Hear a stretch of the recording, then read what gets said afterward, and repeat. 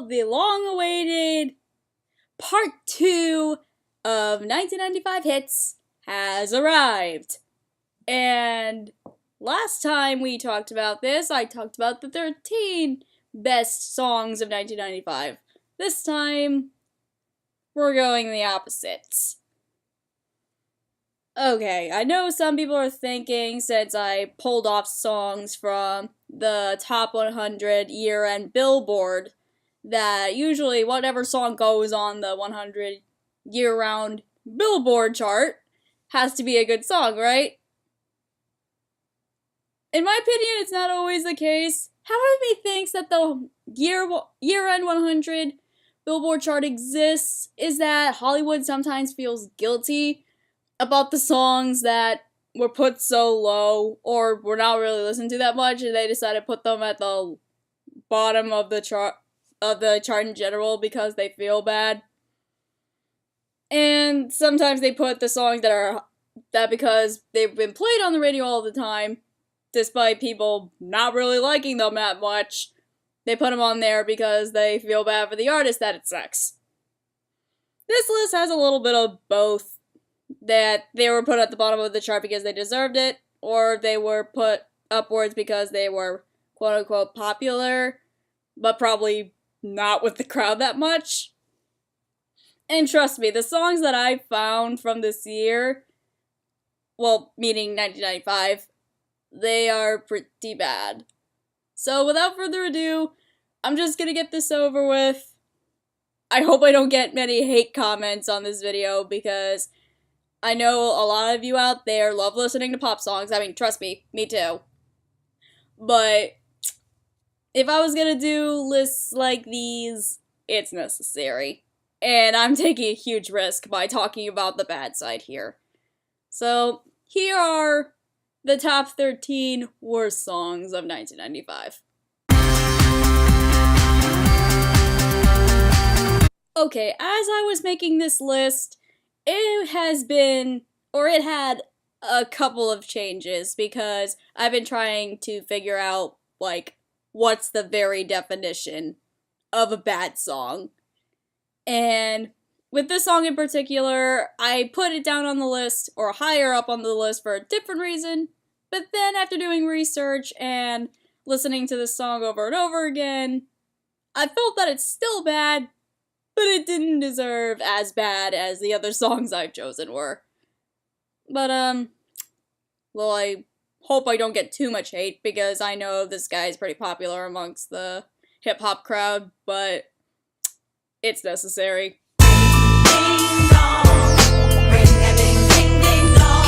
I didn't put this song on the list because of how easily the radio could have censored the crap out of it. It has its good moments. However, we also get some of this. Yeah, go for your neck, so call me Blackula. As I drain a nigga's jugular vein and maintain the lead blood stain, so don't complain. Really now? Did you expect me to believe that for a second? Just chill, listen to the beats I spill, keeping it real. You know, whenever a rapper tells the audience about keeping it real or I'm the realist, I know they're BSing. Michael Jackson never sang how he was so real in his songs, nor did Elvis, nor did Whitney Houston. And I should stop comparing rap to those softer genres before I start getting hate comments. How do we go to I'm so great to oh I can make every single woman I come in contact with wet as rain? Or I belong with Cheech and Chong as I smoke dem weed? I think a lot of people, especially in context, hate when artists do this. Listen, I've been around guys like this, and if they're going to announce that they've slept with a lot of women, they wouldn't do it in public. Those who do are A, probably lying, or B, so much of a coward that they're trying to impress somebody. Considering that Dre had a failed comeback in recent years, I think he was trying to do the latter. Okay, when I was talking about confessing things in public, I really did not mean the smoking weed thing, because I actually know people who do confess to that. 'Cause I grab the mic and flip my tongue like a dyke. And I'm just going to stop there before I offend people with this song some more. So growing up in a household listening to a lot of rock music, I learned two specific things about it. One, there are a lot of drums. 2, there's a lot of passion put into it. This band is not exactly a shining example, especially for the latter. Why drink the water from my hand? Talk about extreme boredom. Not only do the instrumentals sound worse than Nickelback's worst song, the guys singing it sound like they're also bored. For a song called December, you'd think they would have added more flair to this, but instead, you just listen to You don't even get December parts until the bridge, but just entirely, this song is very vague about what it's about. I've been literally looking all over the internet for meaning behind the lyrics, and I've been getting very different things. Some say it's a Christian song, which I personally doubt due to the lack of God in all his glory.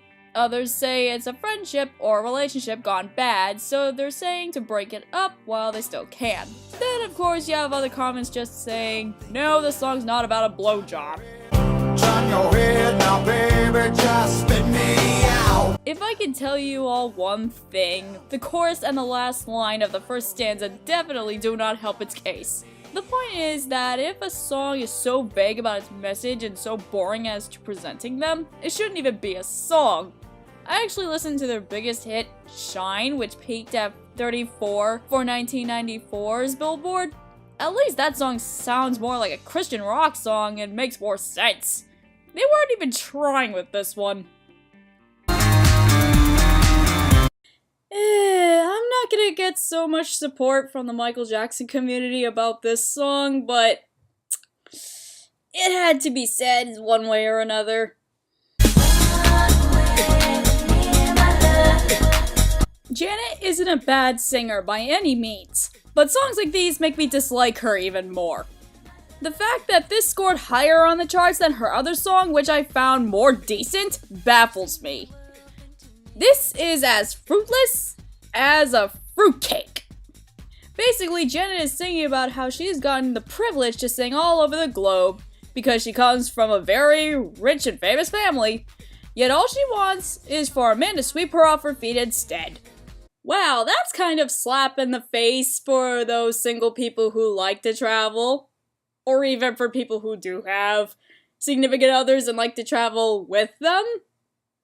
I mean, I get if you want to be with the person that you want to spend with the rest of your life, to go places and be with them all the time. But if you're going to say, I'd rather be spending time with my boyfriend right now and ruining the whole, experience itself,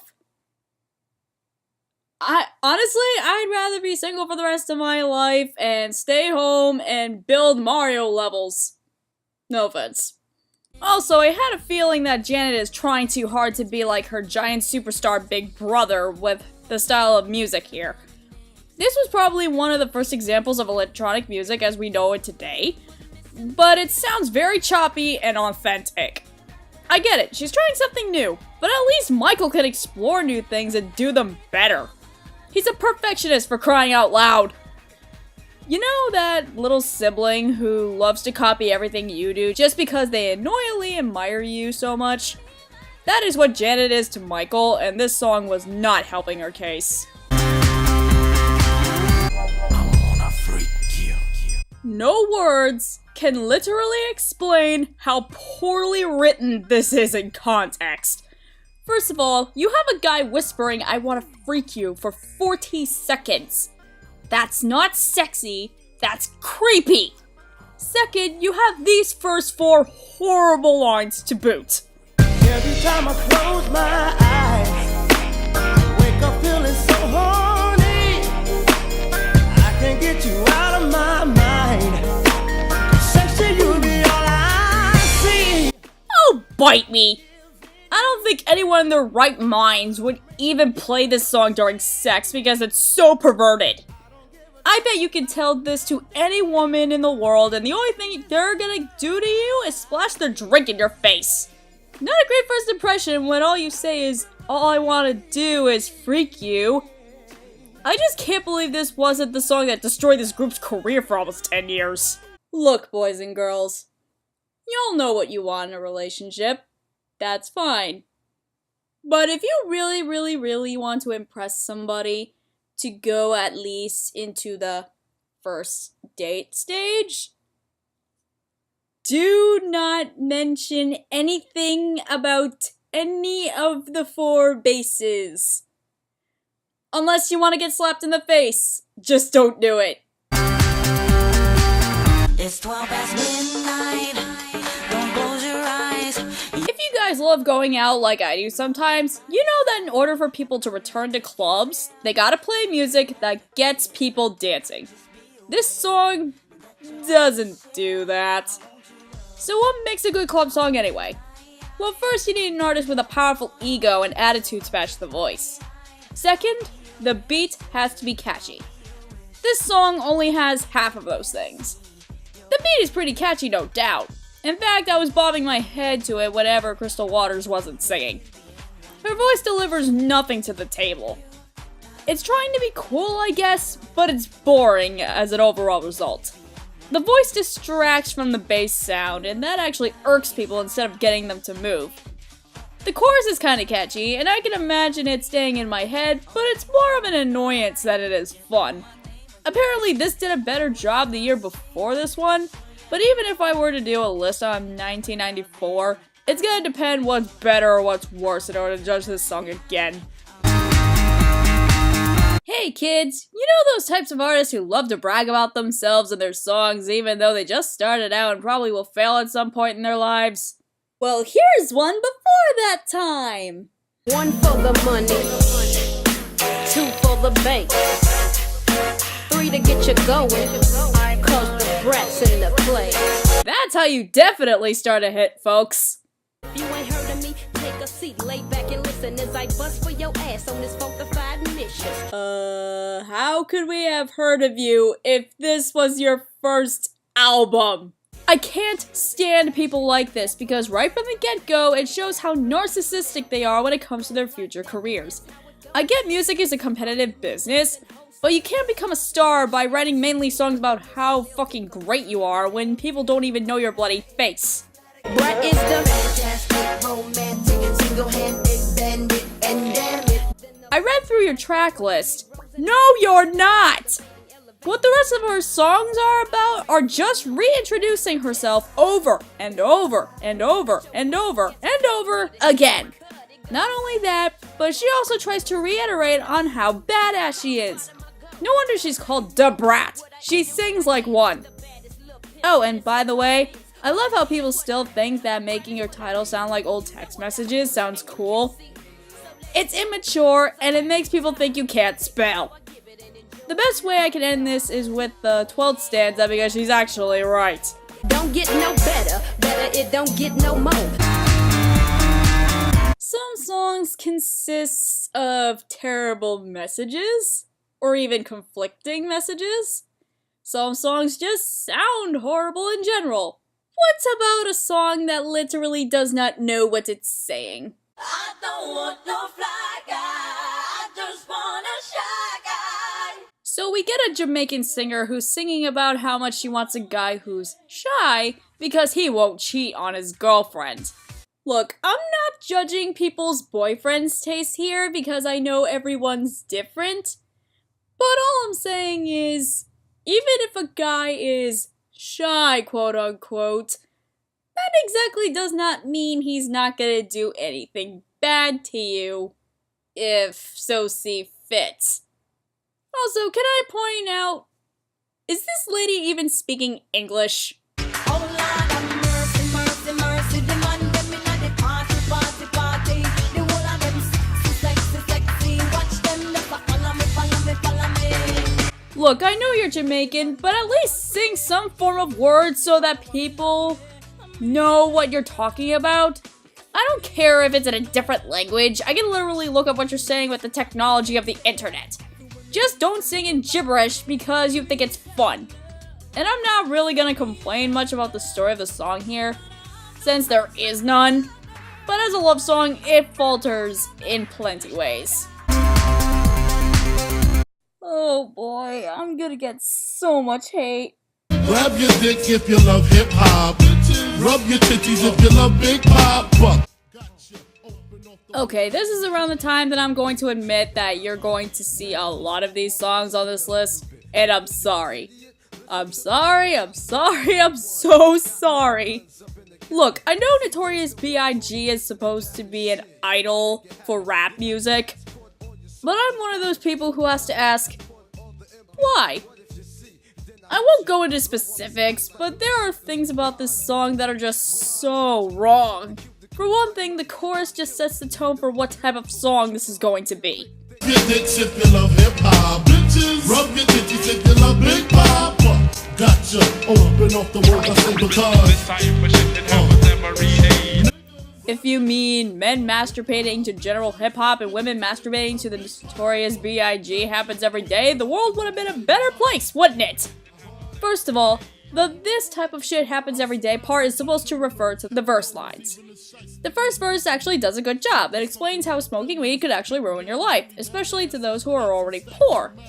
But the verse then starts going off to some rich mofo tangent, and it gets worse in the second and third verses.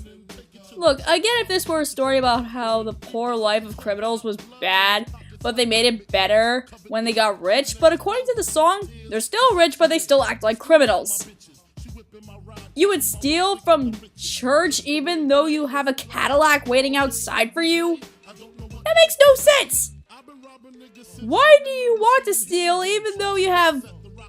She's a different case. I don't want to get too political at this moment. Case in point, the mixture between ghetto-like crimes and the wealth references do not mix.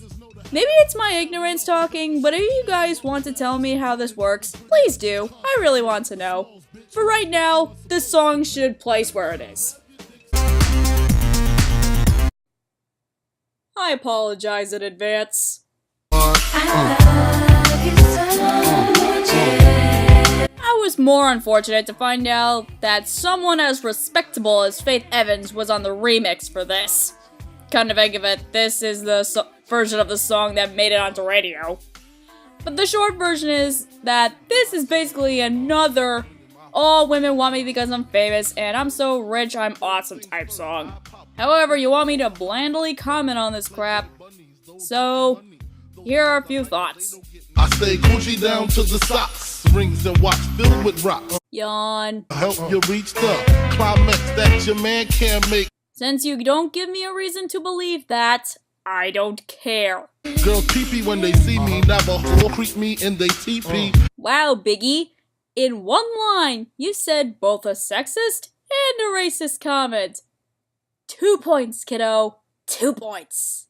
Also, if you really don't like this song like I do, you're really not going to like the original version. I'd rather not talk about it since it'll make the list longer. Let me tell you about this girl, maybe I should. I met her in Philly, and her name was Brian. Great! Another I had sex with a hooker song that has no lesson learned aspect to it. But you wanna know what's worse than that? Instead of it being a rap or a hip-hop song, he decided to make it jazz. I guess high up your love, I don't know how to behave. Wow, you're so boring, not even a punch in the face could add some personality to you. Let me tell you about this girl, maybe I should. You wanna know something? No, I stopped listening because you said that. Just that line alone ruined it instead of the whole entire bloody concept.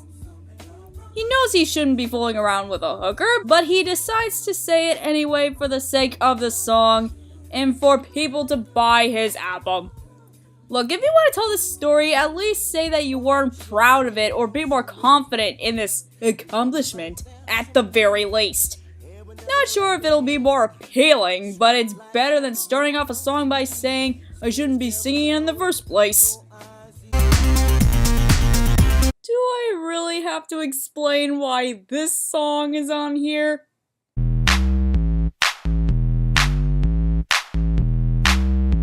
I'm already dying listening to this intro. Don't want no short dick, man. from the crappy electro music to the shittiest lyrics I have ever heard from this era. Actually, I don't think this is even a song! All I'm hearing is some woman who's complaining about all the men that she's met in her life have the smallest fill in the blank she's ever seen in her life. Literally, she says that! That has got to be the smallest dick I have ever seen in my whole life. How many men did you have to have sex with in order to prove that?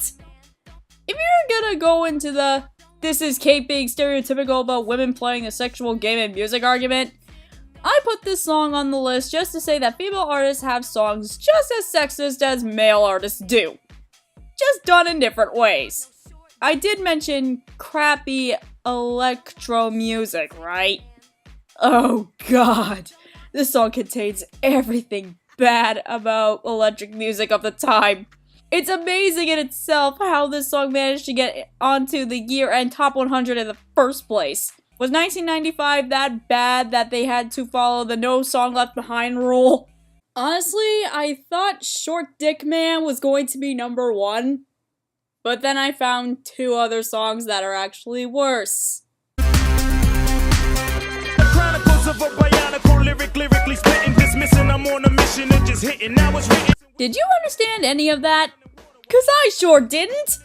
Look, rap is not really my genre to begin with, and it took me some practice to learn the lingo and such. But I can't understand a single lyric in this. From the lines I did hear, it's just another "we're awesome" despite us fading into non-existence. Oh wait, they were actually popular. But did they seriously need a "we're awesome" song to prove their worth? Rappers who do that just sell themselves short of the talent that they have. Still, I don't get how this song got the credit it got. For a rap song, there's no story, there's no central message, it just doesn't make any sense! Even I'm aware that there's a pattern forming on this list as we go further and further and further down the rabbit hole. This is the part of the video where I found a song so bad that I can't find anything good about it. This song is the epitome of that reasoning.